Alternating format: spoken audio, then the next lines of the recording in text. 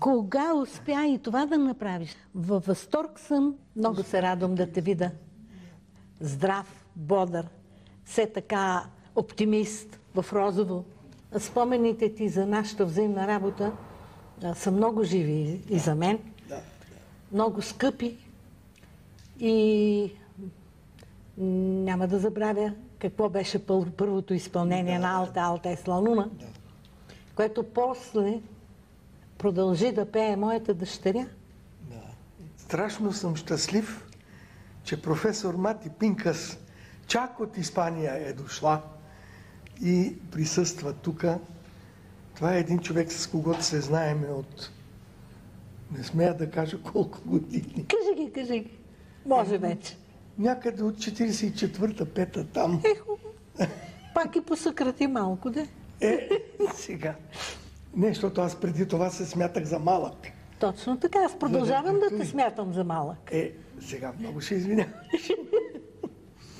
Обаче, искам да ви кажа, че нашата творческа съвместна работа също има страшно много години. Аз няма да забравя, бяха ми възложили да аранжирам една песен от сефарадските песни, от местните български сефарадски, т.е. испано-еврейски песни, която се казваше Алта е зла луна, висока е луната. И имаше едно сопраново соло, написано специално за нея, което тя изпълняваше вълшебно. И, как да ви кажа, авторитета и пред мен беше винаги на космическо такова ниво, за да се стигне до 78 ли беше, когато вече аз бях автор на едно парче, което се казваше Неда, опера, която се игра в Софийската опера, и на Мати Пинкас беше възложена ролята на майката на господин Леге. Преди известно време излезе един компакт диск, после и касети. Юлия Миланова, твоята бивша ученичка. Да, знам, получих го, тя ми го изпрати в Испания. Да. Така, Жул, продължавай. Много се радвам.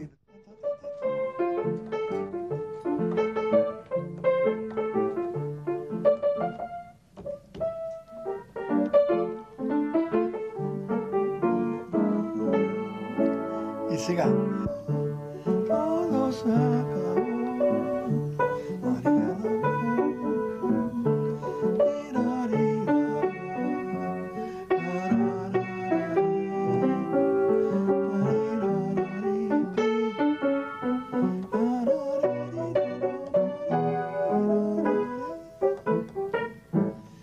Това запомних, като беха и такова.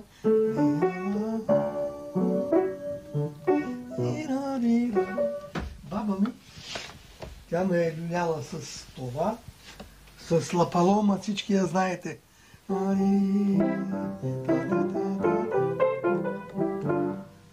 Палома и с една песен на Едуардо Бянко.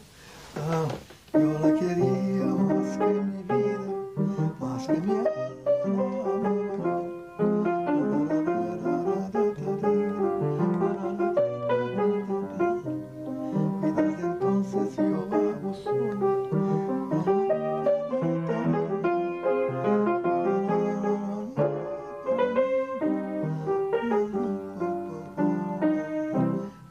Въпросът е, че аз съм действително закърмен с испански песни, така наречените сефарадски, но те са, както е очевидно, кубински, аржентински и прочие, които се пееха на испански. Сигурно знаете, че еврейските родове, които са населили тук Балканите, въобще тази Южна Европа, чак до Аржентина, това са такива, така наречените сефарадски или испански евреи.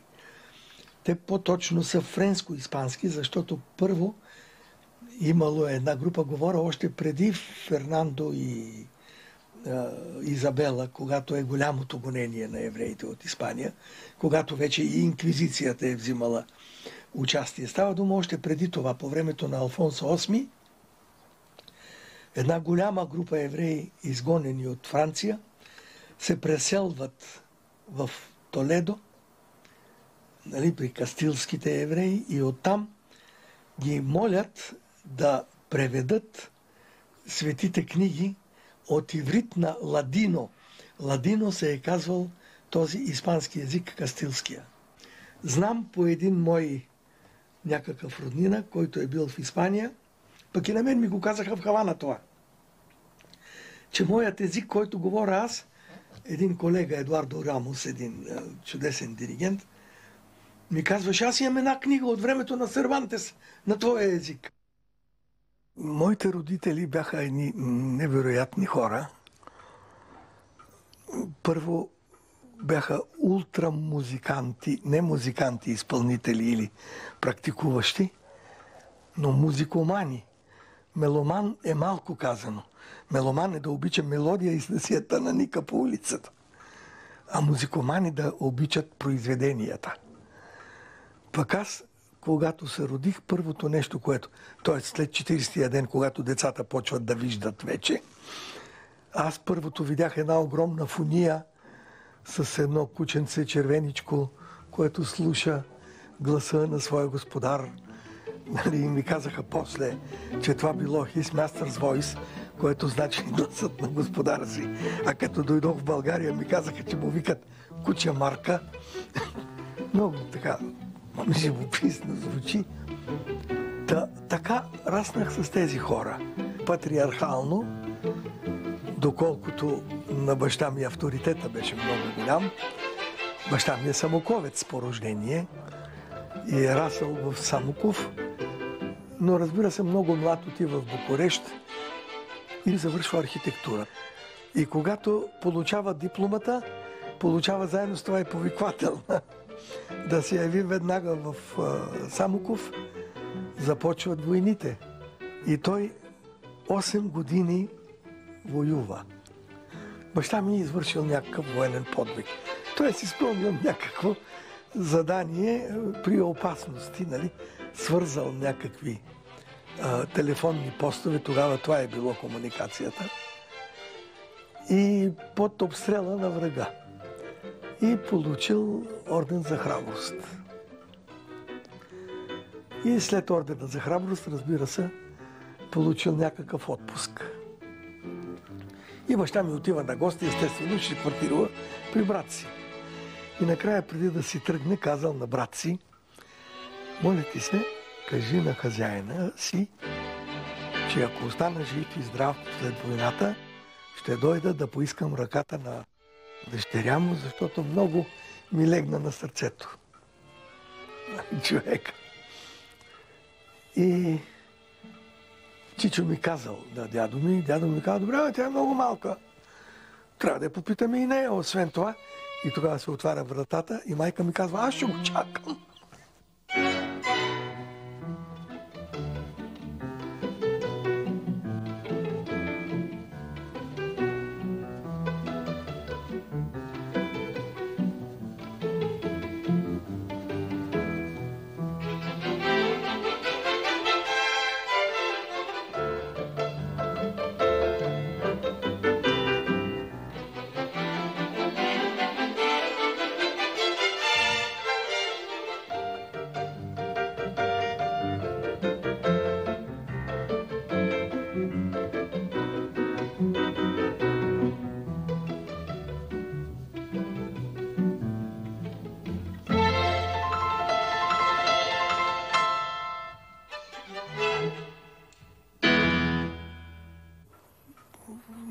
Дойде през август месец 1939 година един полицай, цивилен, вкъщи с едно писмо с печати и каза: за 24 часа трябва да излезете от Гърция.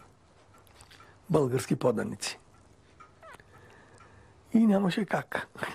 Събра майка ми, вечна и памет, 4 куфара и качиха ни на влака и през Одрин дойдохме тука.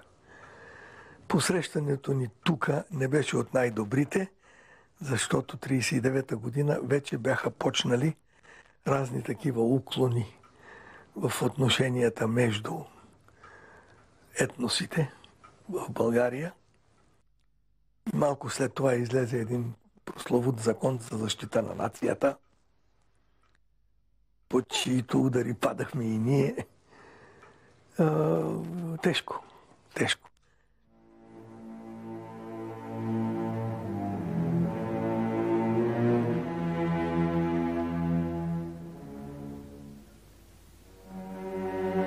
И какво чудо, че още от първия момент почва да се проявява това характерно за голямата българска популация.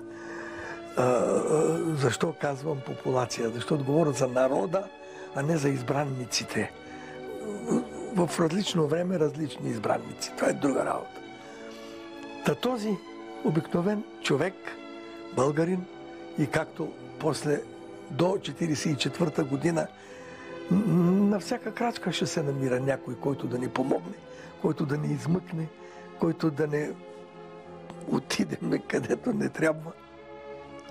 Баща ми влезе на работа, можа да ми купи акордеон, защото аз дойдох без никакъв инструмент, а в соло, освен пианото, имах акордеон, имах цигулка и тъна, с които свирях, разбира се. И стана така, че трябваше пак за 24 часа да бъдем изгонени и от София. Ние знаехме, когато се качвахме на влака, че има шлепове в Лом, които ни чакат, за да ни закарат в Полша. Добре, ама действително ни закараха в Пазарджик.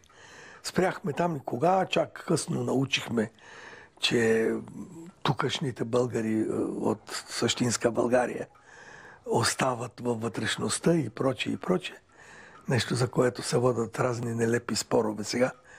Аз не знам, що за безспорните неща се водят спорове. Ама хайде да спи зло под камък. Важното е, че останахме живи. Факт. Пролета на 44-та.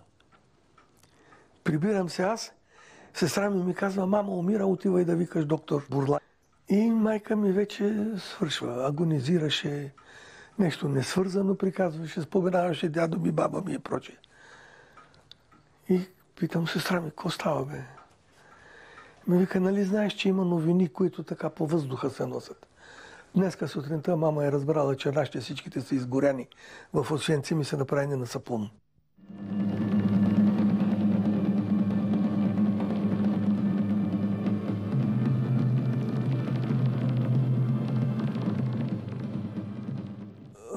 От тогава съм се научил, че каквото време за размайване няма. Аз не мога да разбера повече композитор или повече диригент. Ако е музикант, е музикант. Ако не, да си гледа работата. Но това ми е вероятно изобщо.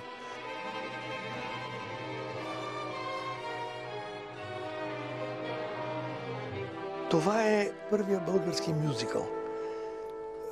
Това го е казал режисьорът на първото интервю по повод на премиерата на тази пиеска, 63-та година, декември месец, в Държавния музикален театър. Режисьорът беше Светозар Донев, а либретистът е Николай Парушев, композитора е ваш покорник слуга и диригент беше същия той. И нещо, което е твърде съществено, тук има една песен на Палечко. И Палечко се играеше от една добра актриса, която после ми беше много добра жена. Тази пиеса, написана от Иван, има една женска роля и другото са все мъже. И тази женска роля се игра от Сабина Тянкова. Това е пак първия комедиен балет, така наречен. Един театровед, критик на времето, беше написал в Народна култура: роди се балет в стелекостовски дух.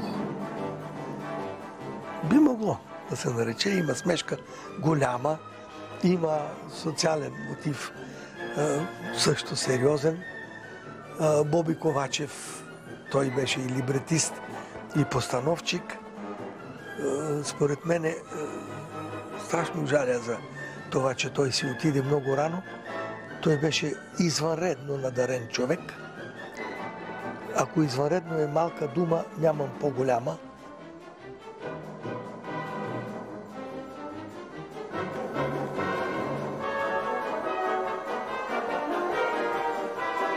Двамата са Сабина Тянкова. Това е когато работехме върху Неда.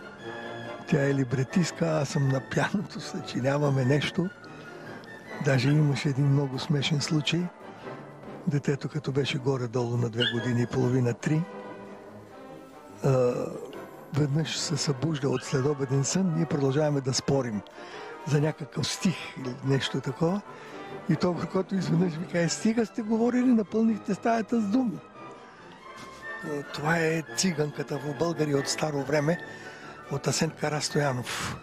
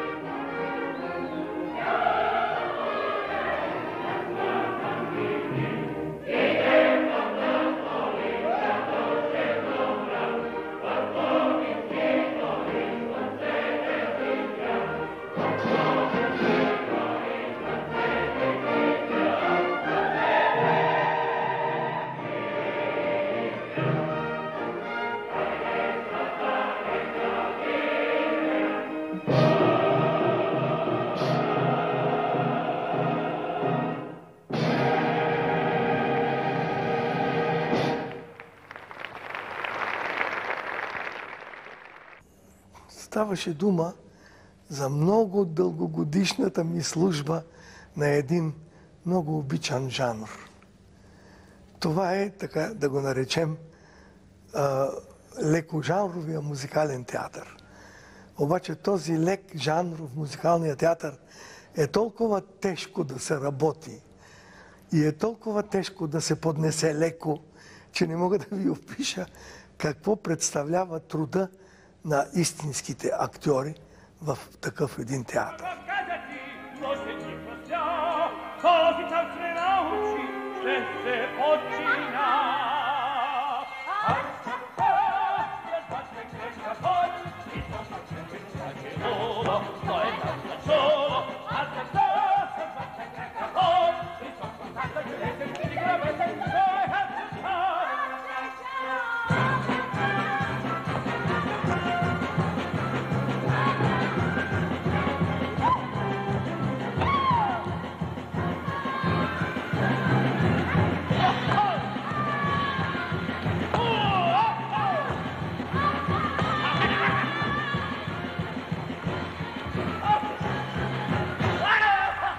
Живота ме срещна с Жу Леви още като студентка в Българската държавна консерватория. При него ми беше първия изпит. Първата отлична оценка с една дума ми беше при Жу Леви. По-късно така протече живота, че и първата ми роля, първото ми излизане на сцена, първото ми пеене с оркестър пак беше с него. Пак така, в годините първата ми грамофонна плоча. За пръв път в чужбина излезах с него за интерконцерти европейски. За пръв път в Германия бях в спектакъл на немски език, една нощ в Венеция, пак с него. Там, между другото, в момента се сещам, че много бяха изненадани оркестрантите от неговия начин на работа. Нещо, с което аз бях свикнала. С него не се чувства, че работиш. С него се чувства, че твориш, че още търсиш и намираш.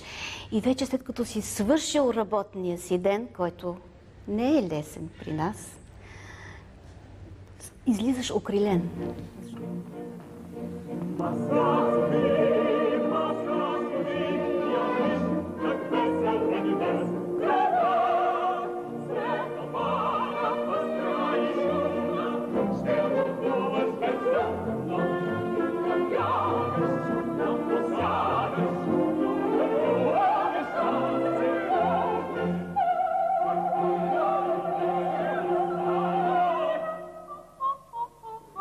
В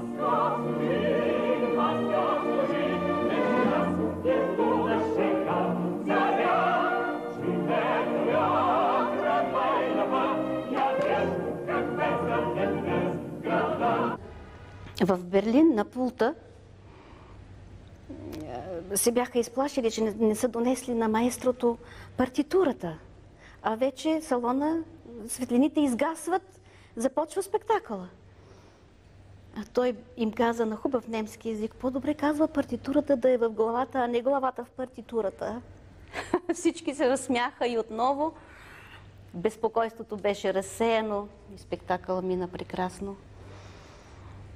Въобще, винаги, когато съм пътувала в чужбина, това не е било веднъж, с господин Леви, винаги съм се гордяла, че съм до него. Моята радост са тези рисунки от пъстри конци. Вижте от тях колко обич и слънце строи.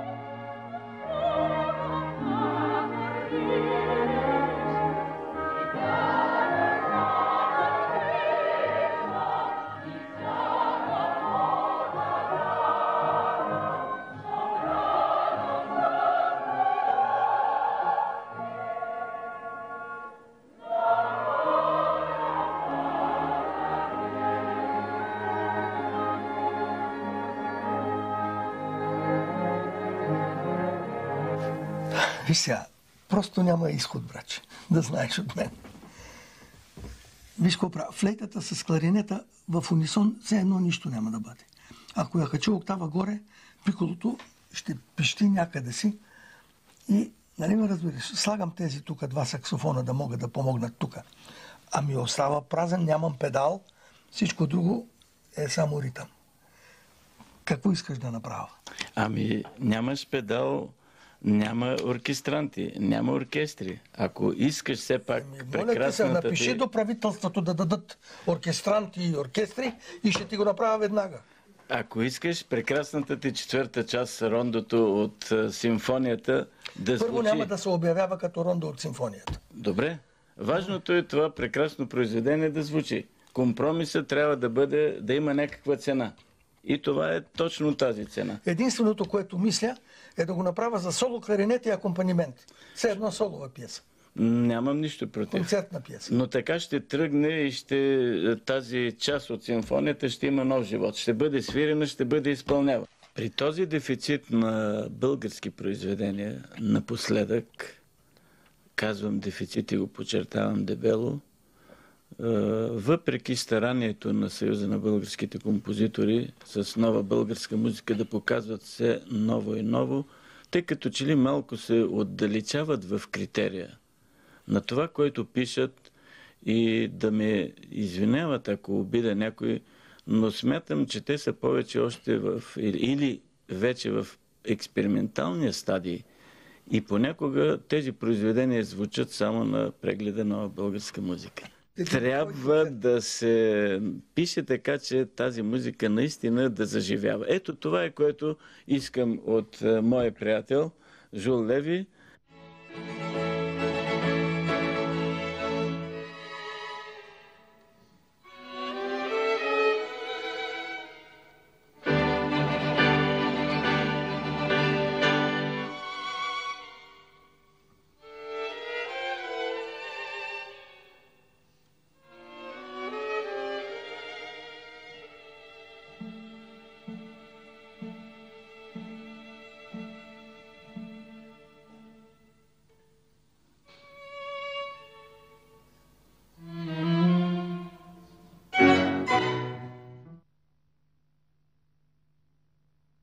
може би малко чудно ми беше как и в главите и на двамата се раждат. В главата на майка ми текстовете, в главата на баща ми музиката. И винаги съм го питала как така чува целият оркестър наведнъж.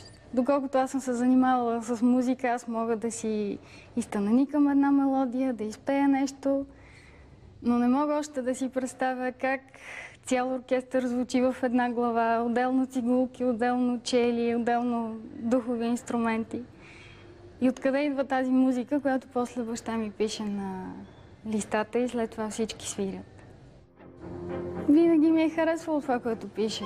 Той ме научи да слушам и да избирам хубава музика, т.е. мелодична, с повече от 2 тона, които свират сега. Харесва ми и това, че той също слуша съвременна музика и обича да слуша съвременна музика. Различни състави слуша. Интересува се и в момента на къде върви българската музика и световната. Има и отрицателни черти, сигурно, но за мен е най-добрият баща.